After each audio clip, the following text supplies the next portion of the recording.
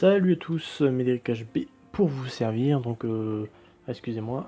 Donc, dans la foulée de la vidéo avec les crevettes, je voulais vous faire un point sur les aquariums. Parce que oui, j'en ai deux, hein, ils sont là, tac tac. Je voulais vous dire ce qui a changé ou pas, faire un suivi. Et voilà, donc que vous soyez au courant. Premièrement, l'éclairage il marche super. J'avais un problème au niveau des plantes au début, donc ça, sachez que c'est normal. Les plantes en fait marronnissent, comme vous pouvez le voir sur certaines des tiges, enfin c'est des limbes. Vous voyez que certaines sont un peu plus marron les unes que les autres. Bah, au début, ça c'était courant sur toutes les limbes carrément. Mais c'est normal, hein, quand vous mettez un aquarium en route, l'éclairage il est faible au début, et donc les plantes elles marronnissent, elles brunissent très vite. Mais sachez que c'est pas un problème, ça revient vite. Vous voyez toutes les pousses là qui ont fait, tout ça c'est des jeunes pousses là, tout ça. Ça c'est peut-être une des rares grandes qui a survécu, celle-là aussi. Celle-là, vous voyez qu'au bout elle est bien usée, mais ça sert de nourriture aux escargots, hein. Puisque voilà, deuxième point, il y a des escargots. Donc je vais sûrement pouvoir vous en montrer ici, voilà par exemple.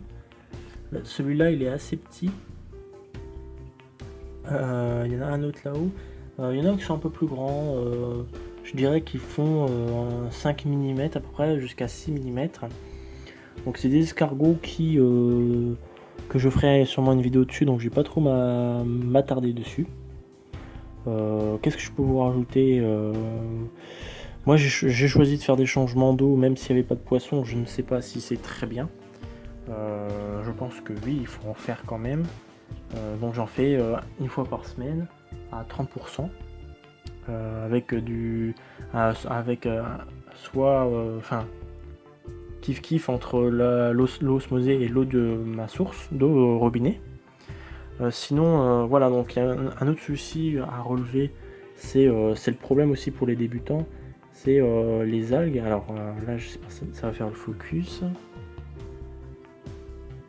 Voilà, vous voyez qu'il y a une petite zone noire juste là, tout de mon doigt.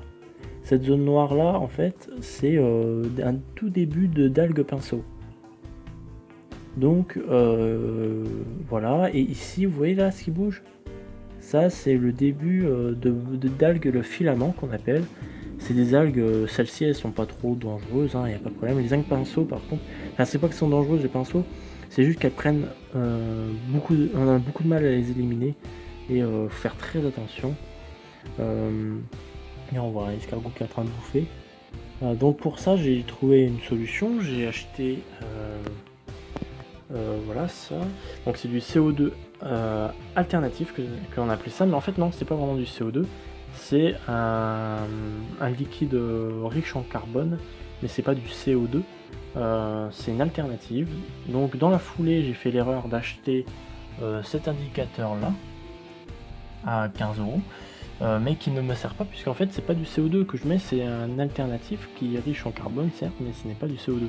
Donc l'indicateur ne trouve pas la vraie donnée, mais en tout cas en respectant, d'après ce qu'on m'a dit, hein, parce que j'ai demandé conseil parce que ça m'inquiétait, en mettant la dose indiquée sur le produit, il n'y a pas de problème.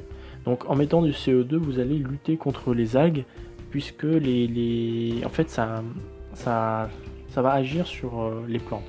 Les plantes vont absorber le CO2 et donc du coup vont pouvoir vite, pardon pour le doigt, les plantes vont pouvoir vite grandir. Donc grâce à ça, elles vont prendre tous les nutriments de l'eau, elles vont capter beaucoup de lumière, machin, etc. Et du coup, il y aura une forte concurrence avec les algues qui vont se retrouver avec moins de produits pour grandir, donc tout ce qui est minéraux. Voilà, donc ça, si vous avez des algues, pensez à CO2. Et il y a aussi la solution d'éteindre la lumière plusieurs jours en mettant un petit de CO2. Et là, vous êtes la petite mignonne là. Et là, vous êtes normalement assuré scientifiquement, hein, c'est des faits, d'être libéré de ça. Après, autre chose à déclarer, j'ai rajouté cette plante, qui me semble vous la voyez dans ma première vidéo, je sais plus si je l'avais. Il y a beaucoup de taches noires, vous voyez ici, tout ça là, il y a des taches noires. Il y en a un peu moins depuis que j'ai mis du CO2, mais j'ai découvert pourquoi il y a ces taches noires. Donc il faut savoir que c'est une plante qui est vraiment concernée par ce problème. En fait, c'est un manque c'est une carence de fer. Donc le problème, c'est que j'ai pas du tout envie de mettre des gouttes de fer dans mon bac, ça par fainéantise, et que j'ai pas du tout envie de remettre un produit là-dedans. Donc du coup, cette plante-là, j'ai vu qu'il y avait une amélioration avec le CO2, je vais attendre. Mais je pense que je la virerai si j'ai pas d'amélioration dans, on va dire, un mois des taches noires, je la virerai, parce que ça me saoule. Ici, j'avais aussi une plante qu'on appelle donc la mousse de Java. Là, ce n'est pas une. Dans la dernière vidéo où je fais un unboxing de la flore aquatique, donc j'ai ouvert cette petite plante. Donc c'est une mini mousse asiatique de Taïwan. J'ai plus le nom, hein, je suis désolé, je la marquerai dans le montage. Donc je l'ai remplacé ma mousse de Java par celle-ci parce que la mousse de Java elle avait beaucoup bruni. La mousse de Java je l'ai quand même pas achetée. Je l'ai mis dans mon 10 litres. Mon 10 litres qui est ici. Donc je l'ai mis dans le petit pot où je l'avais eu la première fois. Et bah écoutez, si elle reverdit, je la donnerai peut-être ou je l'utiliserai, je ne sais pas. Mais en attendant, elle va rester là. Il n'y aura pas d'animaux dans ce bac là et il n'y en aura pas avant un moment. Parce que déjà il est petit et je compte en mettre, je mettrai des escargots éventuellement dedans, faire un élevage et mettre une écrevisse naine bleue. Donc c'est une toute petite écrevisse qui fait 4 cm adulte, donc ça ne posera pas de problème les 10 litres. Alors, en plus vous voyez que j'ai mis ça, donc ça c'est nouveau aussi, une Anubia nana avec la plante en dessous, enfin avec la pierre en dessous, j'ai du mal à parler, ça fin de journée.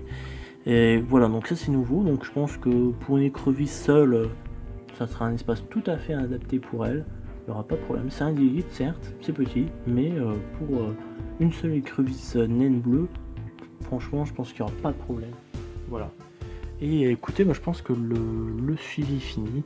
Vous êtes au courant maintenant, si vous avez vu la dernière vidéo, que là elle est dessus mais on la voit pas. Voilà, et donc il y a des crevettes Sakura orange, really orange que j'ai rajouté.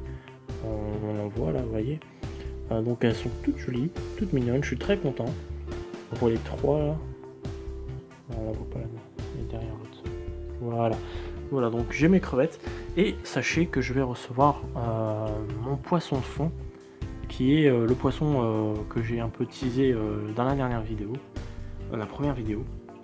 C'est un poisson de fond et c'est le joujou de mon aquarium.